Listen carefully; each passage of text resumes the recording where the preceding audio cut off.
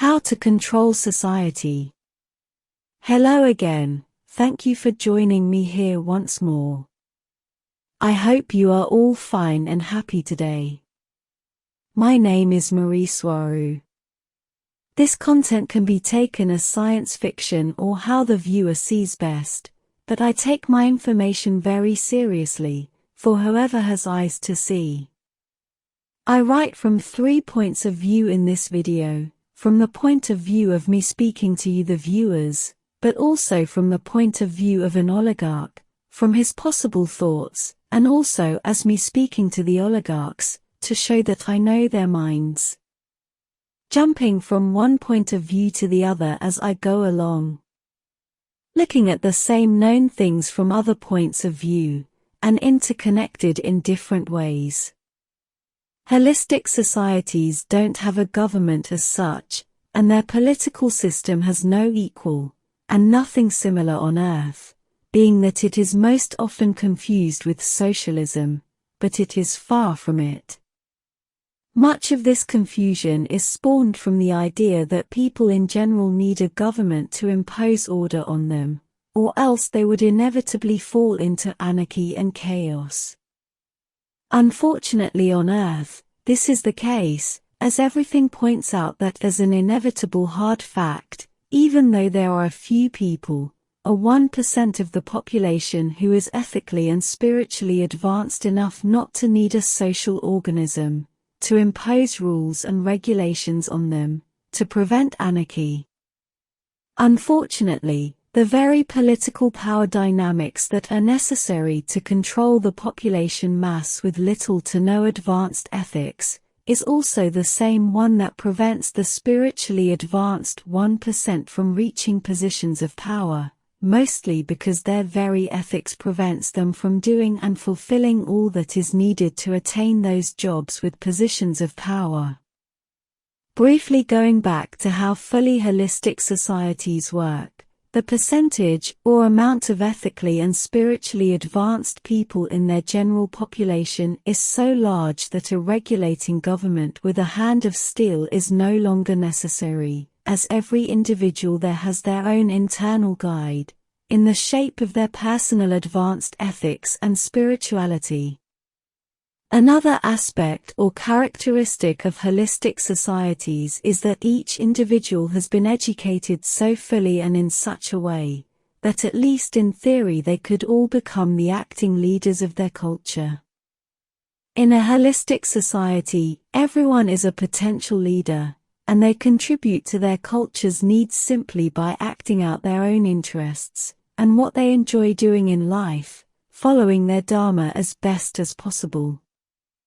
Another important point about what shapes and forms fully holistic societies, is an interesting side effect of having empowered highly advanced ethical and spiritual people ruling it, and it is the dissolution of the idea of scarcity, and the formation of an abundance mentality, where resources are plentiful and no longer a problem, once more propitiating each individual to act out the best versions of themselves. As mere survival is no longer a problem.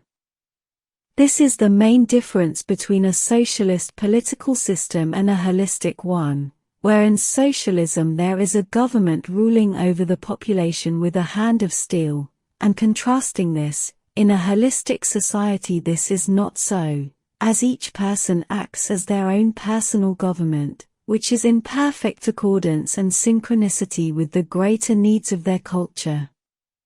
People who confuse holistic societies with socialism simply cannot see how a government-less society can be achieved, as they take for granted that a social regulatory organism would always be needed to prevent anarchy. They simply cannot conceive a society made up of ethically and spiritually advanced people, to the point where the dissolution of the government as such can be achieved.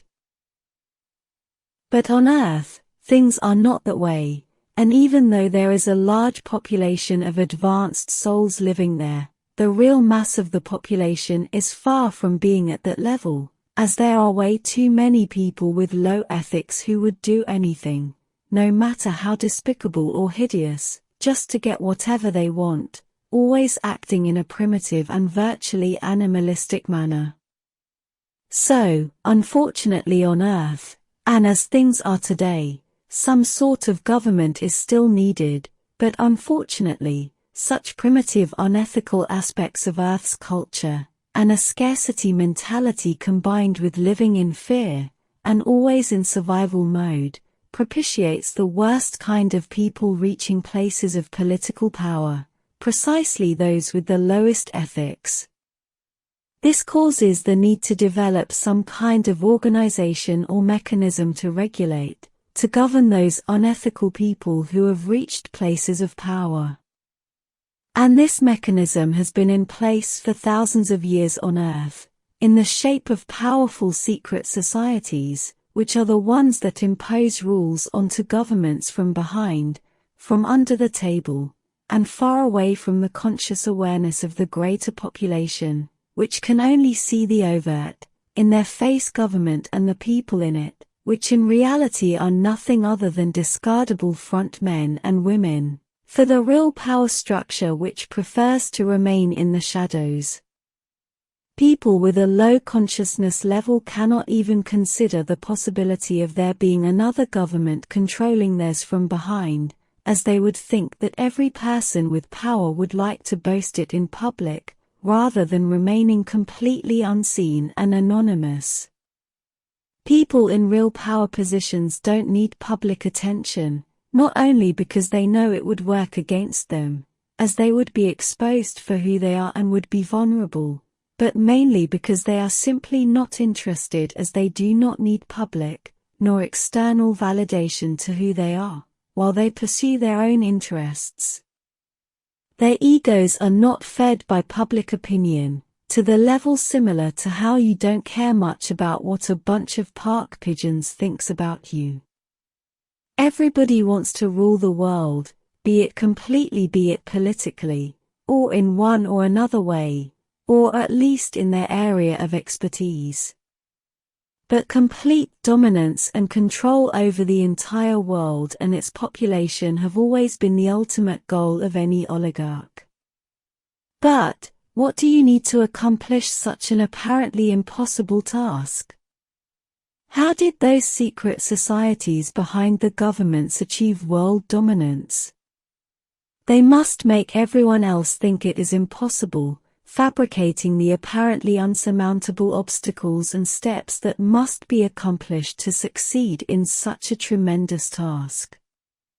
As a member of those secret societies, you first realize that your people, family, and friends are in a minority, next to the mass of the greater population, and if they would realize and be conscious of what you have done to them in the past, of your plans and everything you are doing to them, they would chase you to the end of the world until you are found, because you would be found even if you hide like rats inside one of those underground cities of yours, and if you are lucky enough you will only end up lynched, and if you are not, far worse things would await you. Even though they are drunk with power, they live in grave fear, even if they have normalized it to a great extent. They must do anything in their power to remain anonymous, so all the problems they create are blamed on their front men, the politicians, who like masks can be discarded if the public stops liking them, and can be easily replaced with new ones, which the general population will readily accept as a new option and hope, as they are all perfectly brainwashed and mind-controlled with the media they also control. This brings us to the next step, where you need to keep the population dumbed down and not being able to think for themselves, or else they would see right through you, the manipulative oligarch, making you vulnerable to countermeasures. You need a population of workers, constantly concerned with survival, and with having their most basic needs met, never finding the time or the chance to think on their own. You must keep the population busy working all day long simply to be able to eat and have some sort of roof over their heads, so giving them the lowest possible salary is imperative, always under the excuse of the state the economy is in, an economy that you the oligarch fully controls as well, only making the people believe it almost has a life of its own, as well as its ups and downs which obey complicated mathematical factors based on offer and demand, that in turn cause inflation, deflation, and so on, which is nothing more than more of your manipulative lies. The people must be kept as dumbed down as possible, so you feed them contaminated food, full of carefully developed chemicals that attack the brain, and which you justify for the people as necessary conservatives and flavor enhancements, while you either demonize the good food, or you make it over-expensive so as it becomes inaccessible to the general population. You invert the food pyramid so that people eat the wrong things, and at the same time you twist your medical science so as to make it work with scientific precision in your favor, keeping the population sick and depending on more of your false medicine, hiding this problem from the wiser, only as the result of economic interests. To keep control over the general population, you must erase their past, so they can't learn from their mistakes, as they cannot find alternatives to whatever you impose on them as the truth, or as the truths about multiple subjects. You fabricate a false narrative, a false past which goes with your interests, while you erase all the evidence that points out your lies, and then you push it as truth in your schools which are incapable of teaching nothing more than obedience to a long list of cruel lies, while you poison the soul, destroying the independent thought of the younger generations, turning them into more weak obedient zombie servants of your false reality, incapable of questioning anything, therefore harmless to you. The oligarch. You also deviate the natural tendency of people, of souls to look for their true spiritual origins, exploiting this with utmost mastery, deviating and directing the population towards a false and artificial cruel caricature of true spirituality you call religion, always imposing a narrative that serves you, a narrative which is full of fear, of guilt and of everything else that demolishes the soul and the true connection to source. Furthermore, you create many of those religions, to use one against the other, to keep the population separated, fanatically defending their own as if it were the correct one, exploiting the people's need to behave and conform to the religious rules in order to be able to escape from the life of suffering they are immersed in, and which you caused, all making the people fanatically follow the very religions that are there to separate them from true spiritually, religions you created to control them. To control society you must compartmentalize everything, so that no one can see the full picture, ignoring what is going on elsewhere and how everything connects, this preventing the people from understanding how you operate, how you work, and therefore how to counteract your hideous actions.